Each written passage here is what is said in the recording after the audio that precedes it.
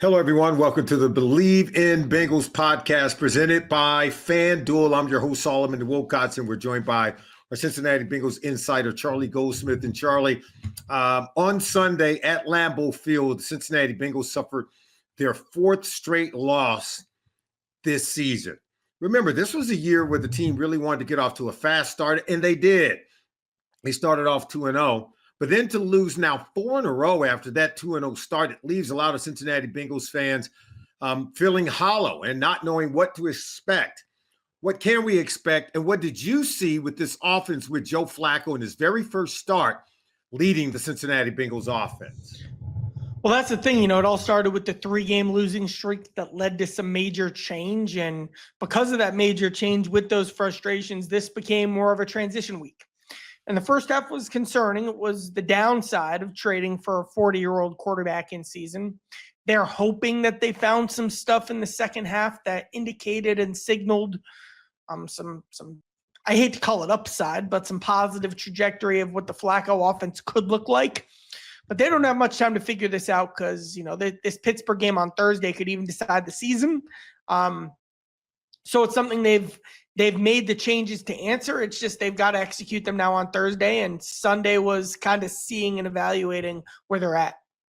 What's the great takeaway from what we saw on Sunday? You get the sense that, yeah, they lost another game, but yet you also watch that game and say, wow, there were some improvement with Joe Flacco, despite the fact that he's 40 years of age. He did bring greater upside than what we at least seen this year from Jake Browning. 2 touchdowns, did not throw an interception, even though he's less than mobile. He was only sacked in this game, one time.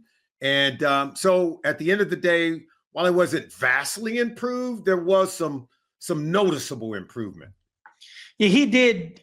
I mean, it's funny, kind of a double negative here, but he didn't do the bad things that Jake Browning did. He checked the ball down.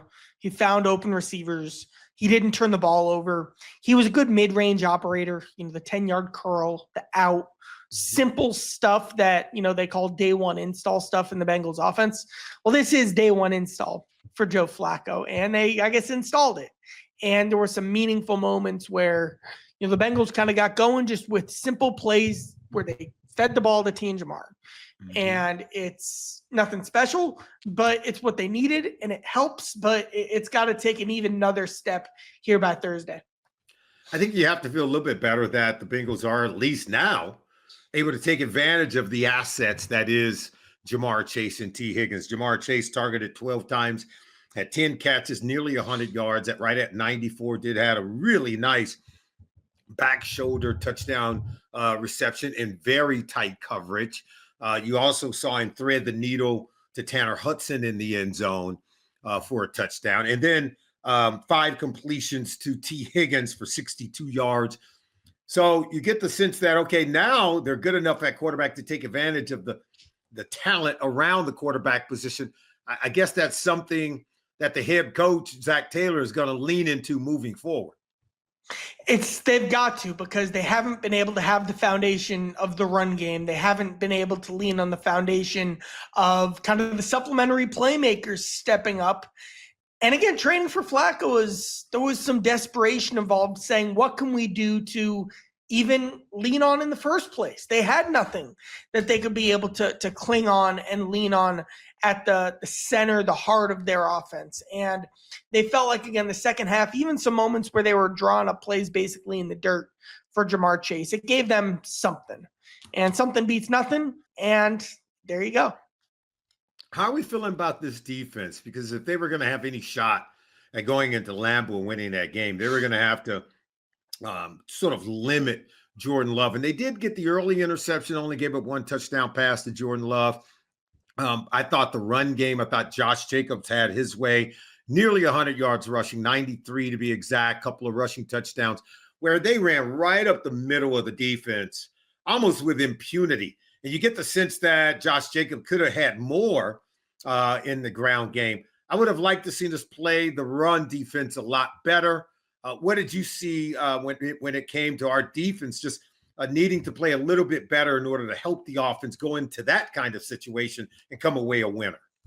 Well, this defense is now something completely different. It's an incredibly young group, and the big change was now Logan Wilson's been benched for a rookie 4th-round pick, Barrett Carter, and Carter's got speed. They like his playmaking upside, but on a day-to-day basis, they're going to have to live with some missed tackles, some instincts that aren't obviously at the levels that Logan has developed over the course of his long NFL career. Jordan Battle is a guy who's going through those highs and lows himself. You had Hendrickson out for the second half. They had volatility with their pass rush. Like, there are all these guys who are figuring it out, and the Bengals are deciding they're going to just live with it. And that changes expectations. That changes down-to-down consistency. But that's, again, something they're willing to live with because what they were doing on defense wasn't good enough in the first place. It's almost like, we're finding out that this roster is not as talented as we thought it was. I'm going to tell you right now, Charlie, that's hard for me to say. Because coming into training camp this offseason, I thought this team was well positioned to do great things. And obviously that was with Joe Burrow at center. But I find it hard to believe that when Joe Burrow is not under center, when he's not the quarterback, that our ability to play the run ceased to exist, that our ability to tackle people cease to exist, our ability to run the ball ourselves or protect the quarterback.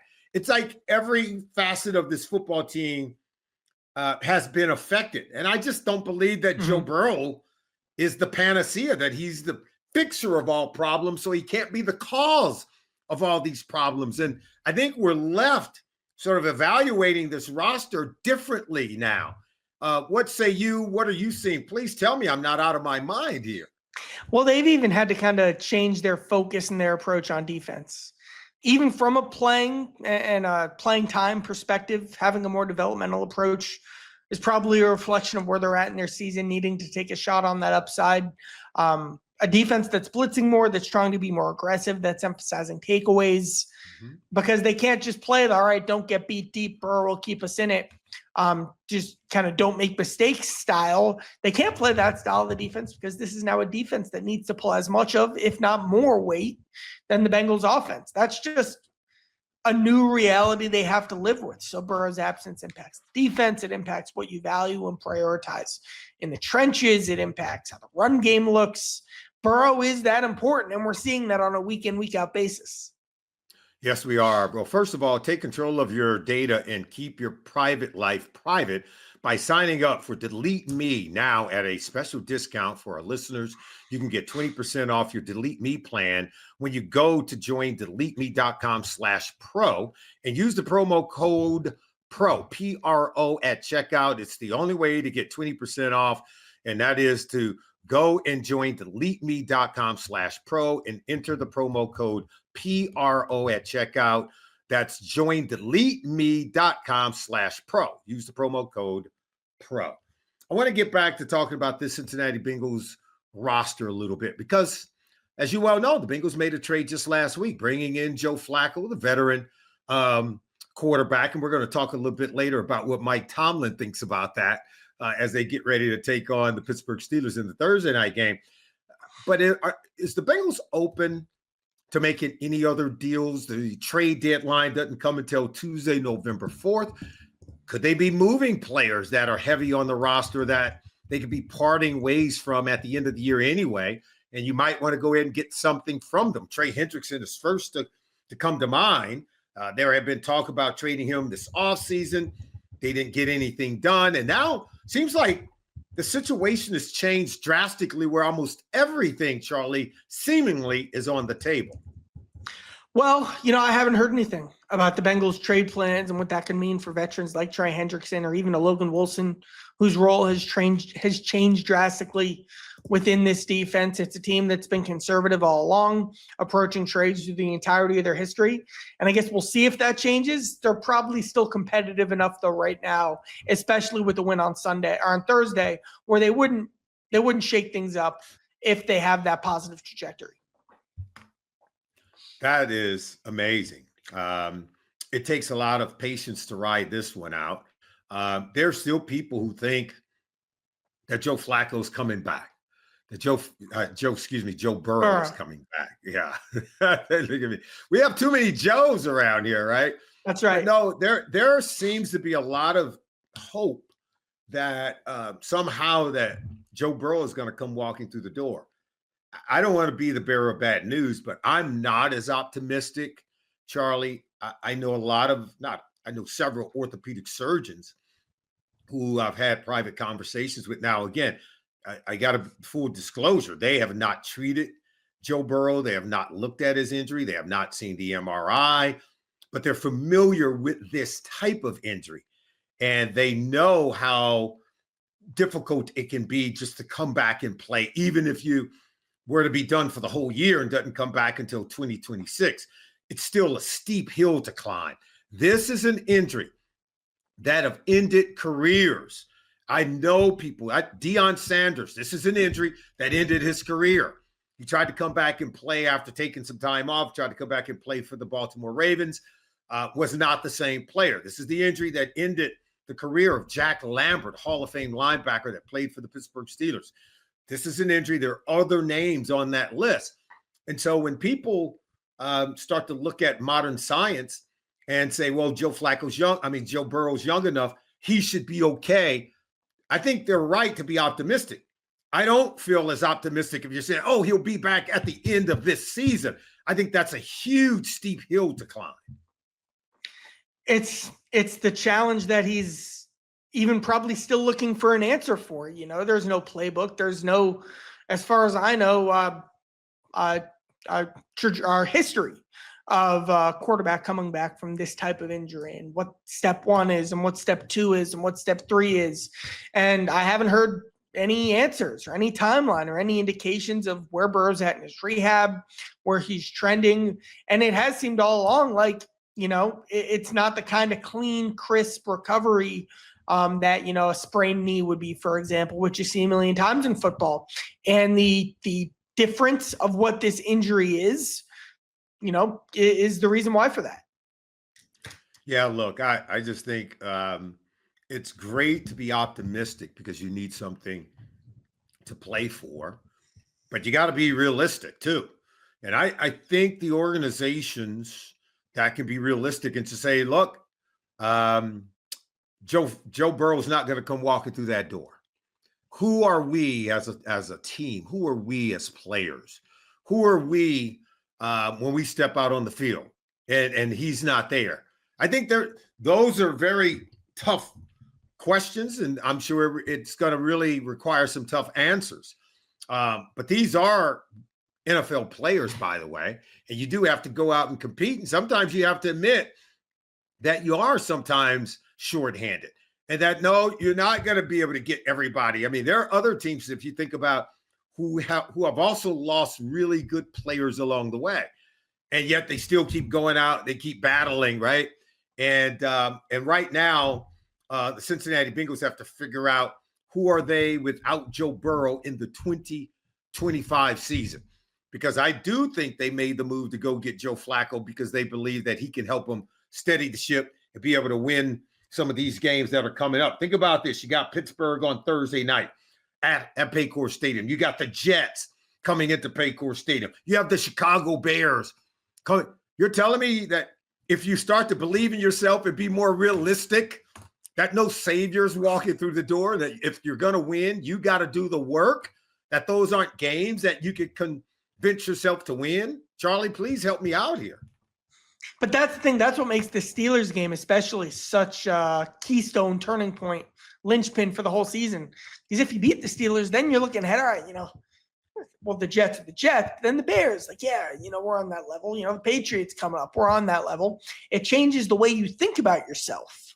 But if you're 2-5, and then again, save the Jets, you're just genuinely on the same levels of even the bad teams on the schedule that you're facing. You're right there with the Ravens, who are probably going to get better, and the Browns, for example. That's the group you're in if you lose on Thursday against Pittsburgh. If you win, that is a reinforcement, and everyone gets a game ball type moment, the exact type of confidence builder that can carry through in the locker room for weeks and changes what you feel like this Flacco mini era is. there's more riding on this game than I can remember for a game at this point of the season in a while for the Bengals.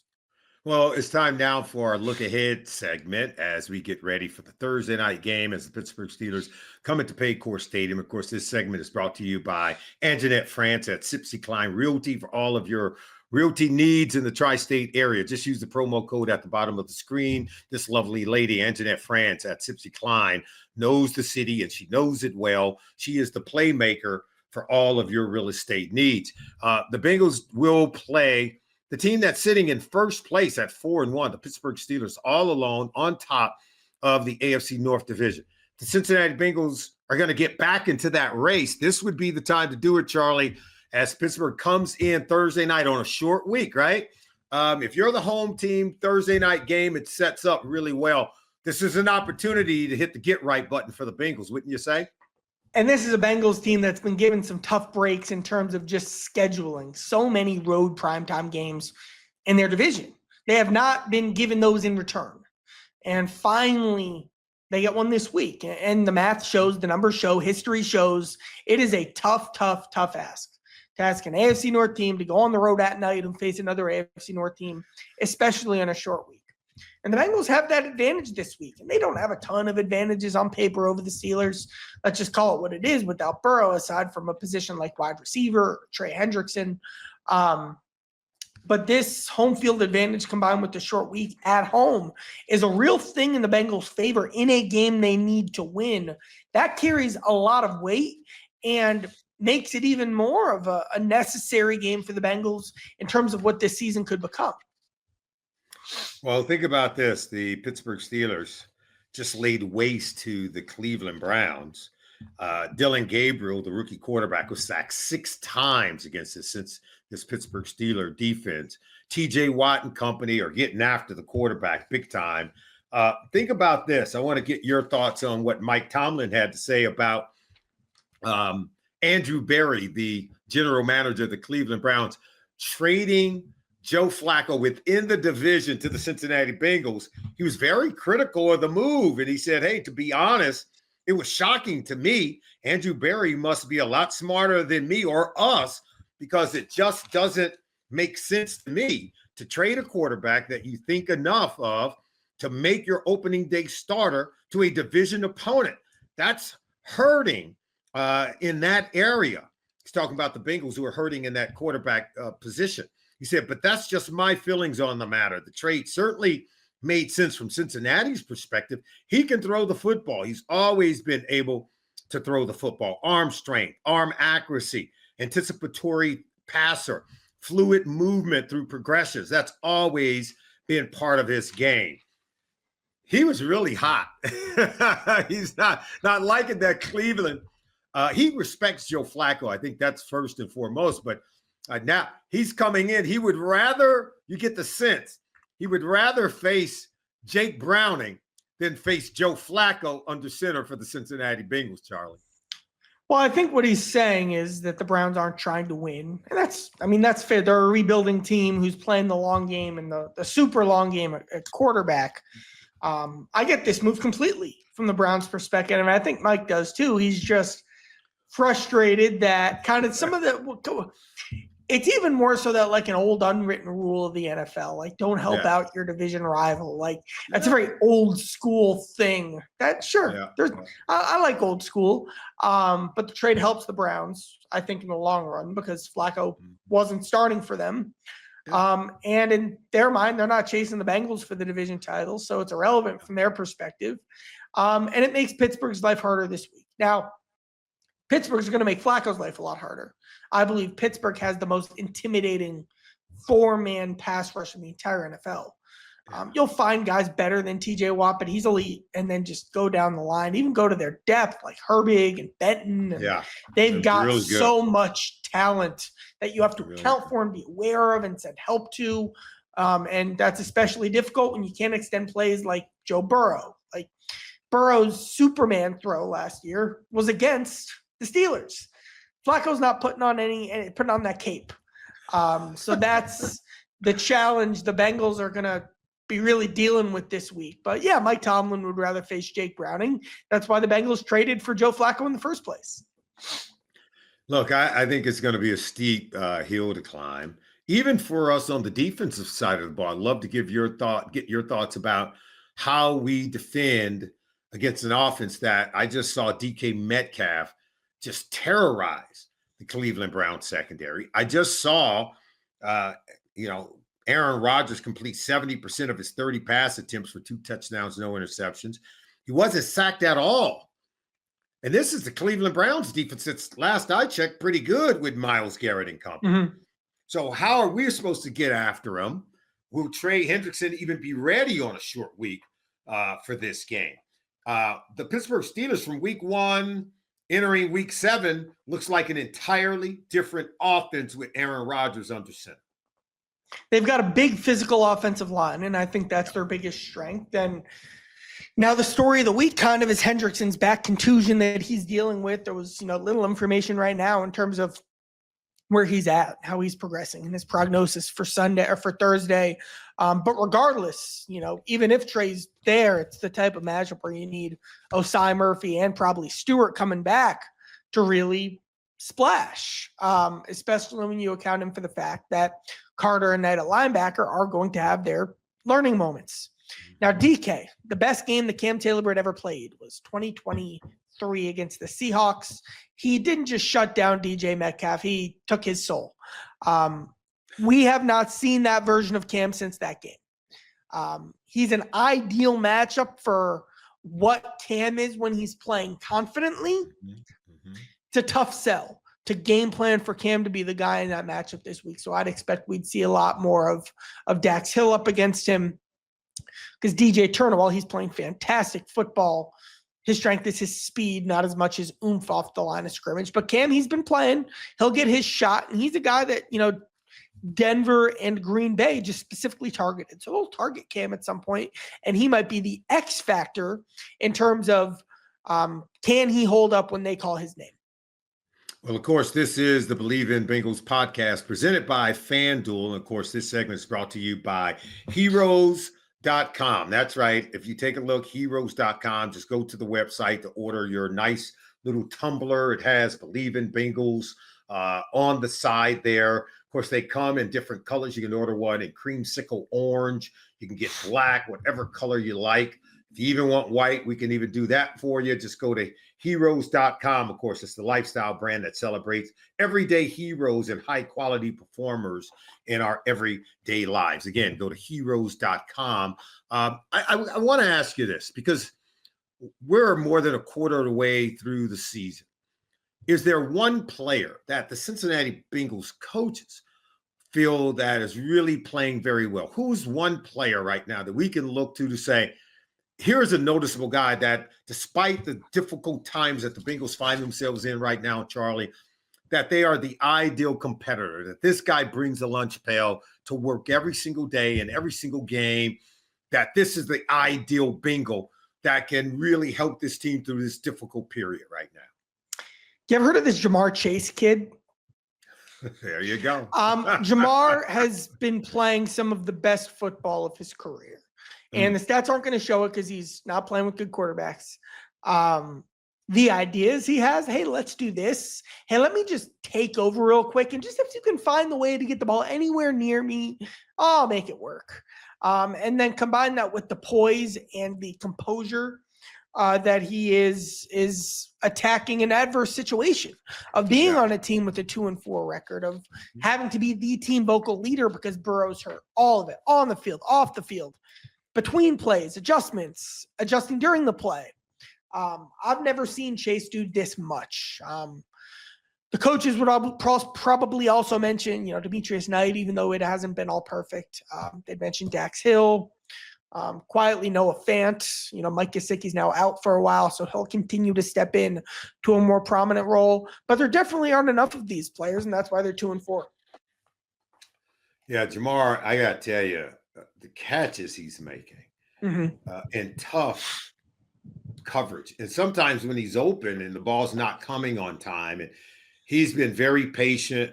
It's hard to go through these periods of time. That's the reason why I brought it up, because losing, you lose one game, it hurts. You lose 2 in a row for NFL players, I'm telling you, it's Armageddon. 3 in a row, And it's just like you're pulling your hair out. You get to 4 straight losses, and this is, as you well know, these group of players have never really been on a team that's lost 4 in a row. The Bengals haven't even gone through it since what, the 2020 season. So anyone who was around then, maybe T. Higgins, that was his rookie year.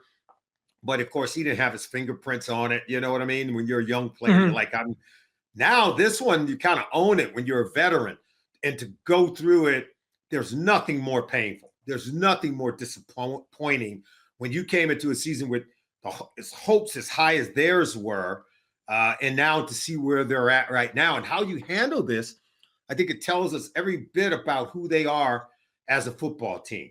Charlie, we want to thank you for adding your insights.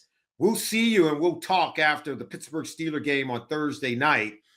We want to thank you for joining us. We want to thank everyone for joining us right here for another episode of Bleav in Bengals presented by FanDuel. We'll see you next time, everyone.